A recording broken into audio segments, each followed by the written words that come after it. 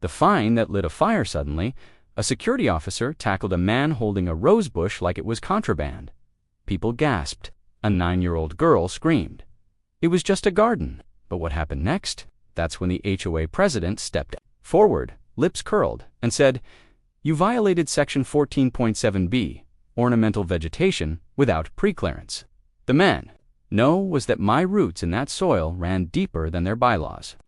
And when I struck back, I turned their sacred parking lot into an orchard, so beautiful and so illegal, it made their board crumble in public shame.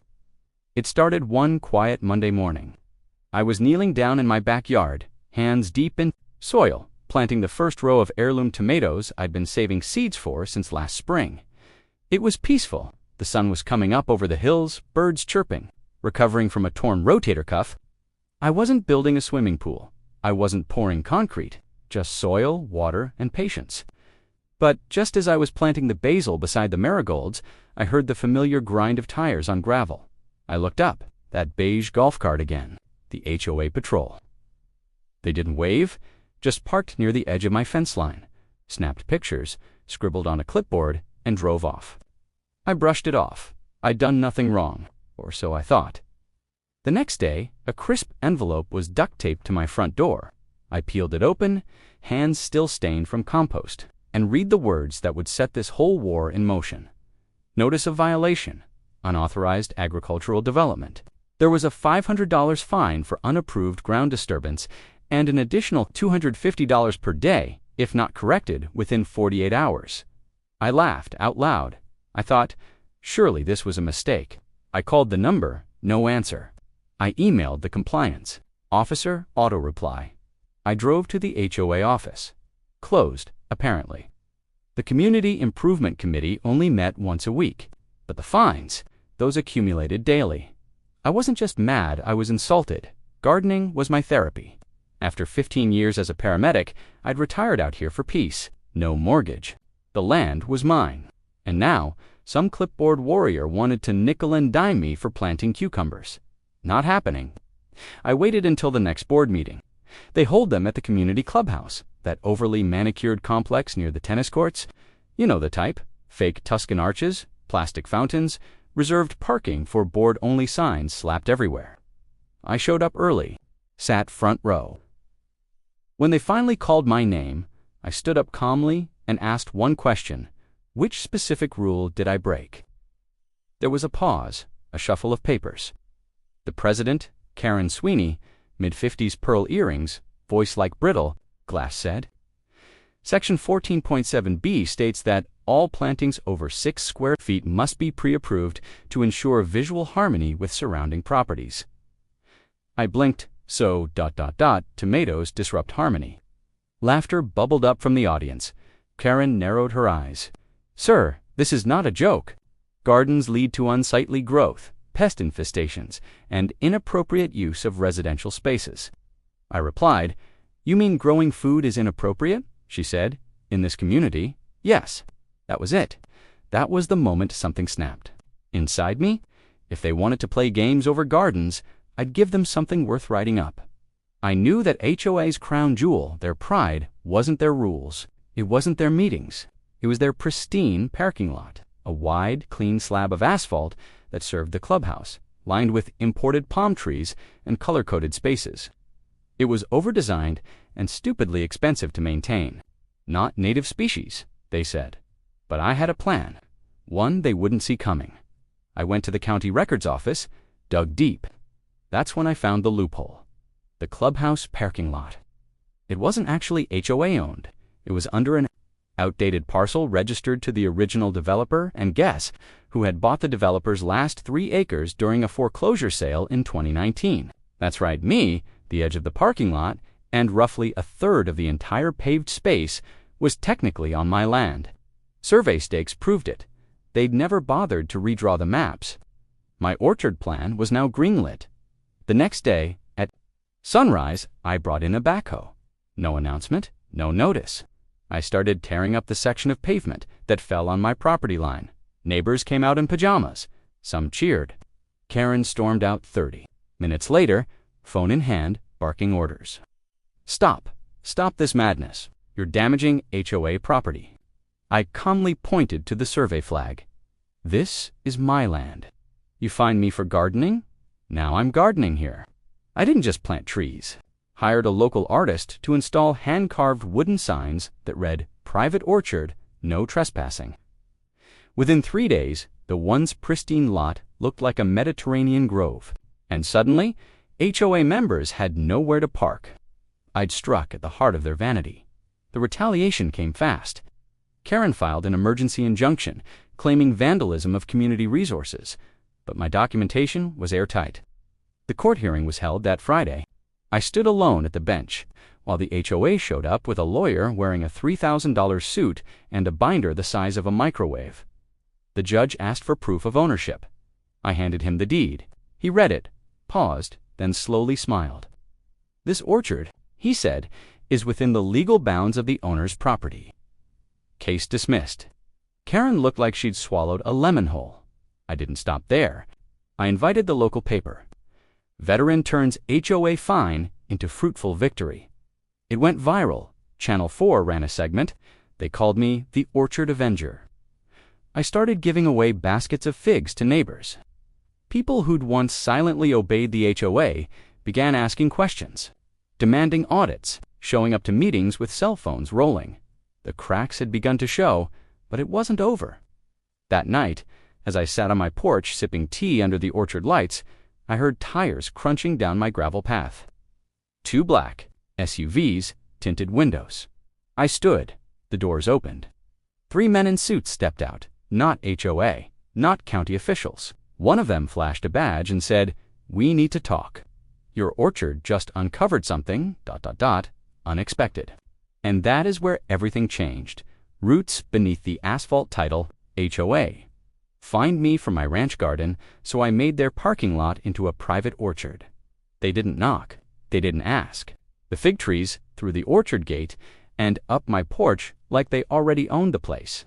Flashed a Department of the Interior badge and said, "Mr. Briggs, we need to talk about your land."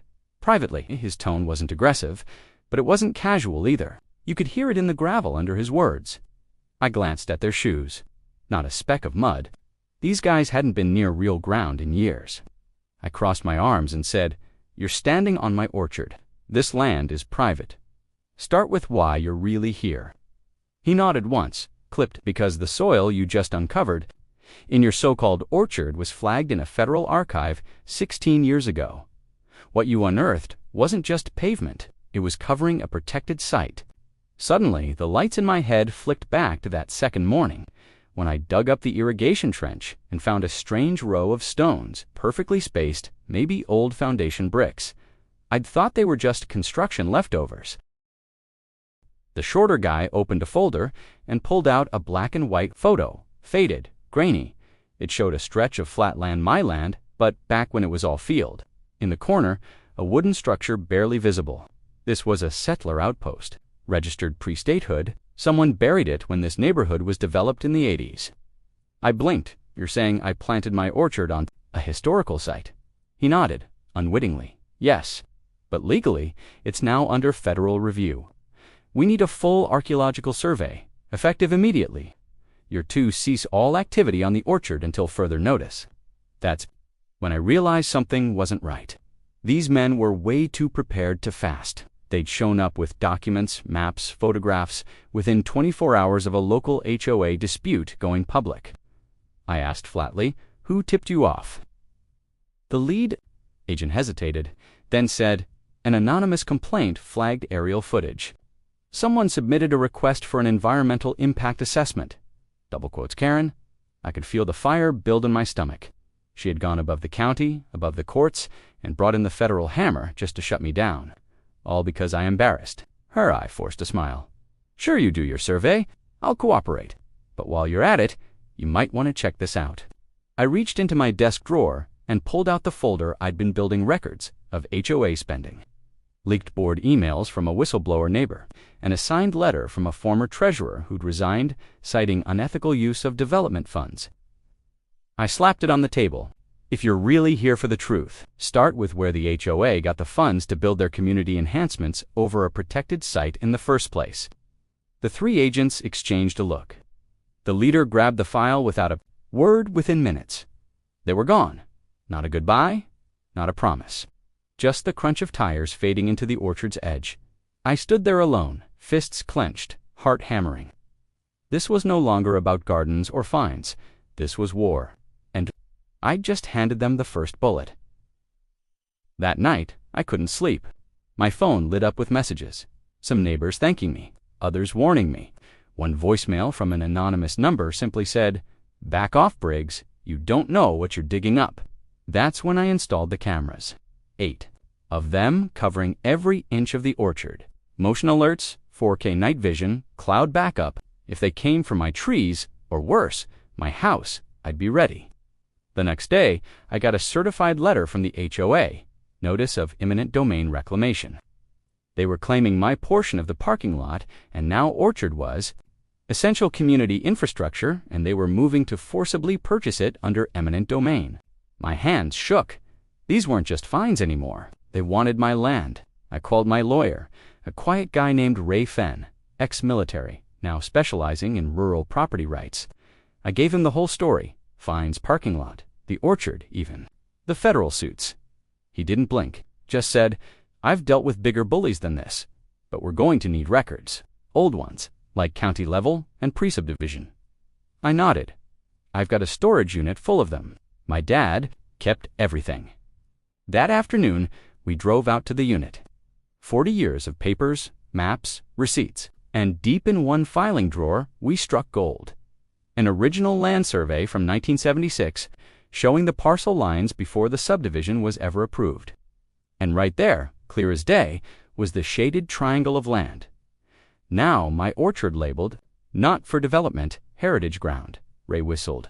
"That's not just proof, you own it. That's proof they weren't allowed to pave it." He took photos, made copies, and said, "We're going to flip this whole thing on its head. But the enemy moves fast when it's cornered." That night, the lights in my barn went dark. Power box smashed, orchard gates kicked in. My drip lines, torn out. They didn't steal anything. They just wanted to send a message. I reviewed the footage, 3 masked figures, in and out in 7 minutes. Professional, no prints. I sent the video to the agents, no reply. But now, it was personal. The next morning, I called a press conference. Not fancy, just a fold-out table at the edge of the orchard. But the media came. The same local reporter who first ran my story was there with a full crew. I showed them the broken power box, the surveillance clips, the historical maps, and I said on camera, "This is no longer about one rancher and his garden. This is about a corrupt board trying to erase history, crush private ownership, and silence anyone who stands in their way." The video hit 300,000 views by midnight. I started getting calls from environmentalists, historians, even a former HOA board member from a nearby county who'd seen Karen pull similar stunts before. But the real blow came when a retired city planner sent me scanned blueprints of the clubhouse construction plans from the late 80s. What no mention of archaeological survey clearance. Karen had knowingly signed off on building over forbidden ground. My lawyer filed for an injunction against the HOA. We sued for damages, trespassing, and attempted land theft. And this time, we had federal eyes watching, because a week later, the Department of the Interior declared the orchard zone under historical protection pending review. No construction, no removal, no HOA access. The same agents returned, this time with preservation experts. The orchard, now a site of interest, Karen, she was served papers on live TV. But the fight wasn't over. Because now, the HOA had rallied their members. Flyers went door to door calling me a threat to community values, claiming I was devaluing property with unauthorized use of land. A petition circulated to revoke my residency. Over 50 signatures, people I'd shared cookouts with, helped during storms. They turned just like that. That night, I stood in the middle of my orchard under the glow of solar lamps and made a decision. No more playing defense. I wasn't just going to protect my land. I was going to expose the entire rotten structure behind that HOA. Brick by brick, root by root. They came for my garden. Now, I'd come for their throne. And just as I walked back toward the porch, phone buzzing with media calls, I noticed something odd. One of the peach trees, the oldest one I planted, had something sticking out beneath the roots. I knelt down, brushed the dirt away. Wood, a plank. But beneath that, something metal. I pulled a rusted box, heavy, locked tight, and as I carried it to my shed, heart pounding, I had one thought. Whatever was in that box might just bury the HOA for good. Buried proof and broken silence title, HOA. Fine me for my ranch garden, so I made their parking lot into a private orchard. I set the rusted box on my workbench like it was made of dynamite, because truthfully, it felt like it. The weight of it, the age, the fact that it had been hidden for decades beneath what used to be an asphalt slab. Every instinct in me said this thing wasn't just a piece of history, it was evidence. Maybe something someone had gone to a lot of trouble to keep buried. I didn't even try to pry it open with brute force. I took my time. I cleaned around the edges, used oil to loosen the corroded hinges, and when I finally clicked the latch free, the lid didn't pop open. It groaned. A low metallic creak, like something in a horror film. Inside, stacks of yellowed papers tied in faded red twine, a leather-bound ledger, and something wrapped in cloth, maybe a photo frame. I didn't know what I'd find, but I sure as hell knew who needed to see it. Ray, my lawyer. I called him, told him to get to my ranch immediately. He was there in 30. We spread the contents out carefully under the barn's shop light. The first thing we opened was the ledger. Its cover read, Accounts Cedar Flats Agricultural Guild, 1879. It was handwritten, delicate, but clearly organized. Inside were entries showing land transfers, barter deals, and something odd, a series of payments to County Supervisory Agent Discretionary Fund. Ray squinted. That's old-school code for bribes. Then we looked at the second bundle. These were maps, beautiful hand-inked property maps from the 1800s showing boundaries that directly overlapped with the HOA's current parking lot and clubhouse. Only this time the land was labeled Shared Harvest Grounds, designated communal gardens used by pioneer families, and in the corner of the largest map, barely visible in pencil, to be preserved, non-commercial, Ray muttered. They paved over a historical agricultural cooperative. That's federal crime territory. And if your HOA knew about this, even partially, and built anyway. He didn't have to finish the sentence. We both knew the implication. Fraud, illegal development, destruction of a protected historical site. But it was the last item in the box that shook me the most. Wrapped in faded cloth, bound with twine, was a frame.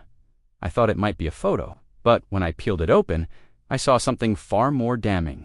It was a formal certificate, notarized, signed by a county judge in 1936, stating, the parcel of land located on Township 47 Range 15, Section 9 is hereby granted permanent preservation status in memory of the founding families. That exact parcel, the orchard, my land, my God, they'd paved over a memorial. I looked at Ray. What happens now? He stared at the certificate like it was a holy relic. Now, we bury the HOA, not metaphorically, legally, surgically, permanently. This is going to the Preservation Board. This is going to the state. And if the press gets wind of this, his voice trailed off with a grin. Karen's going to wish she never learned the word fine. We scanned everything, logged the documents, and locked the originals in a fireproof safe. But the wind was already shifting. That night, I got a call from an unknown number. I almost didn't answer, but curiosity got the better of me. A man's voice came through, low and gravelly. Mr. Briggs, you don't know me, but I used to work in zoning, back when that HOA got its charter. You need to be careful, the people behind that development. They're not just board members, there's money tied up in it. Quiet money, old money. You're not just kicking a hornet's nest, you're pouring gasoline on it. He hung up. No name, no callback, but that warning echoed in my skull. Till dawn, the next morning, Ray contacted the State Historical Landmarks Commission. He uploaded everything. Within hours, we got confirmation. The orchard site was officially under review for permanent landmark protection. That meant Karen couldn't bulldoze it, couldn't touch it, couldn't even prune a branch. That's when the real fire started. I got a cease and desist letter from a high-rise law firm out of Houston claiming I was interfering with lawful community operations. I sent them the certificate. 2 days later, they went silent. But then something worse happened. Code enforcement showed up at my door. county this time, claiming my barn lacked updated structural compliance and my solar panels were installed. Without secondary inspection, they slapped orange violation notices across my front gate and handed me a $12,400 citation. I stared at the paper and just laughed. That's how I knew I'd won. When people switch from arguing to intimidation, you've already struck a nerve. I didn't just fight it, I brought it public. I uploaded body cam footage from the enforcement officers. I posted the violations next to my orchard sign and took a photo with the caption, "HOA doesn't want fruit trees. Now they want my barn." The post went viral. 500,000 views. Comments pouring in. People from all over the country. Veterans, farmers, even HOA victims started sharing their stories. I wasn't alone anymore, but it wasn't just digital support. That weekend, a local historian drove out and asked if he could tour the orchard. He'd seen the map scans, wanted to verify the survey boundaries. As we walked, he pointed at the soil line, the types of fruit I'd planted, the remnants of foundation stones near the west fence. This was a communal grove. "You can see the layout. Whoever built over this committed preservation fraud."